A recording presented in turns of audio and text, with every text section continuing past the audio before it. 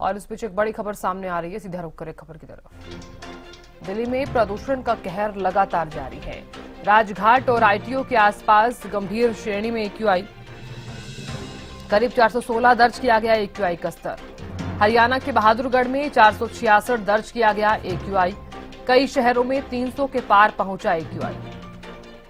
गुरुग्राम में 373, फरीदाबाद में 328, भिवानी में 326 पहुंचा एक्यूआई। तो दिल्ली में प्रदूषण का कहर लगातार जारी है। राजघाट और आईटीओ के आसपास गंभीर श्रेणी में एक्यूआई। हरियाणा के बहादुरगढ़ में 466 दर्ज किया गया एक्यूआई।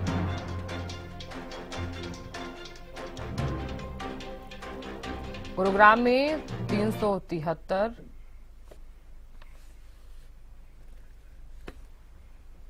तो हरियाणा में भी फिलहाल प्रदूषण का जो कहर है वो लगातार जारी है। हरियाणा के तमाम जिलों में क्या कुछ स्थिति है जान लेते हैं। बल्लभगढ़ से रजत सिसोदिया जुड़ गए हैं और कुरुक्षेत्र से गगन जुड़ गए हैं। सबसे पहले रजत आपका रुख करना चाहूंगी मैं। लगातार बढ़ते पॉल्यूशन के चलते अब लोगों को जहरीली हवा का सामना करना पड़ रहा है। लोग अब काफी ज्यादा परेशान नजर आ रहे हैं। बल्लभगढ़ में कितना एक्यूआई और कितना खतरनाक बना हुआ एक्यूआई? को बता दूं कि पॉल्यूशन का स्तर जो है वह नीचे गिरने का नाम ही नहीं ले रहा है, क्योंकि आपको बता दूं दिवाली के पहले से ही बल्लभगढ़ फरीदाबाद में एक्यूआई लेवल 200 से ऊपर बना हुआ है, जिसके कारण कहीं लोगों के लिए आफत जो है दिन प्रतिदिन बढ़ती हुई नजर आ रही है। वहीं आपको बता दूं जो एंटी पॉल्यूशन गन्स हैं वह देखने के लिए नहीं मिल रही है। अब पूरे बल्लभगढ़ की बात की जाए कहीं देखने के लिए नहीं मिल रही है। और आप देख सकते हैं पेड़ों के ऊपर जो धूल है किस तरीके से बनी हुई है, तो कहीं ना कहीं से अंदाजा लगाया जा सकता है कि जो पॉल्यूशन का स्तर है किस तरीके से बढ़ रहा है। तो वहीं प्रशासन की लापरवाही भी लगातार सामने आ रही है, क्योंकि आपको बता दूं कि बल्लभगढ़ में जिस तरीके से पॉल्यूशन का स्तर 200 से ऊपर बना हुआ है, तो वहीं इसके मद्देनजर जो है प्रशासन ने ग्रेप के जो नियम है वह लागू कर दिए, लेकिन उसके नियमों के लगातार उल्लंघन होती हुई नजर आ रही है। तो लेकिन सब कुछ सामने होते हुए भी प्रशासन द्वारा कोई ठोस एक्शन उनके खिलाफ नहीं लिया जा रहा है। जहां एक और कूड़े में आग लगती हुई नजर आ रही है शरेआम, तो वही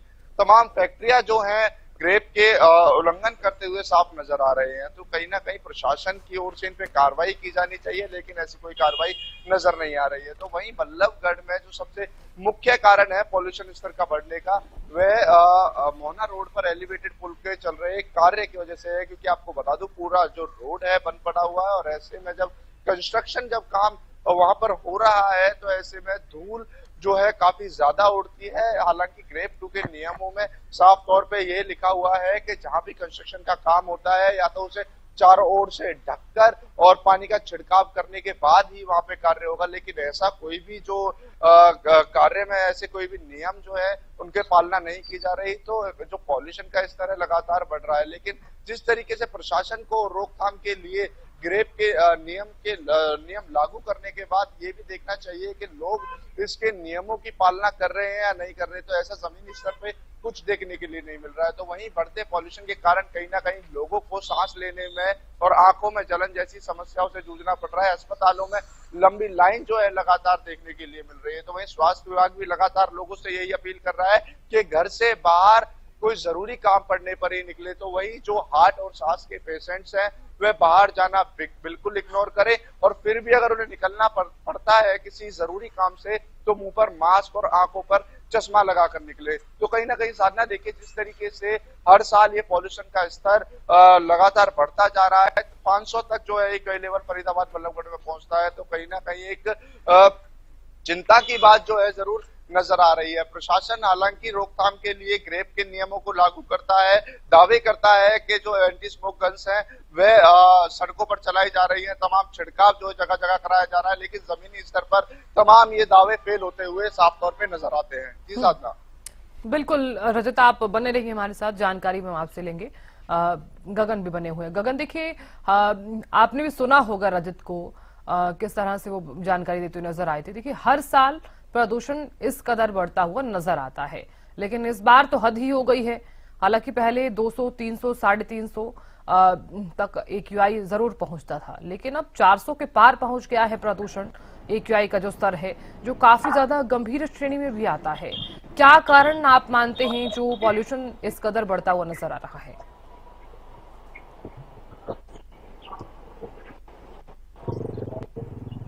अब कुल साधना पहले ऐसा रहता था कि 200, 250, 300 तक जो है एक लेवल जो है खुल जाता था। अभी खराब श्रेणी एयर क्वालिटी इंडेक्स जो है 400 के पार आ गया है। साफ तौर पर हम कर सकते हैं कि बीमारियों को दस्तक देते हुए नजर आ रहा है। और कारण की बात की जाए तो जो 15 साल से पुराने व्हीकल्स की बात की जाए तो नजर आ रहा है।